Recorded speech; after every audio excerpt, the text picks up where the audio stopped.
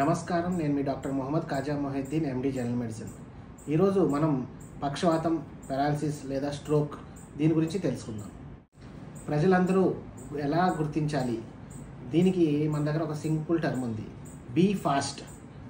B అంటే సడన్గా balance కోల్పోవడం. ఈ అంటే మన కంటి చూపు సడన్గా తగ్గిపోవడం, లేకపోతే బ్లర్గా కనిపించడం. ఎఫ్ అంటే ఫేషియల్ లివేషన్, అంటే మూతి వంకర కానీ అవ్వడం. నెక్స్ట్ ఏ, ఆమ్ అంటే కాలు కానీ చేయి కానీ మనకి పట్టు కోల్పోవడం. ఎస్ అంటే స్పీచ్, అంటే మాట తడబడడం, స్లర్డ్ స్పీచ్ రావడం. ఇంకోటి టీ, కరెక్ట్ టైంకి హాస్పిటల్కి తీసుకెళ్ళాలి. ఇది బీ ఫాస్ట్, BEFAST.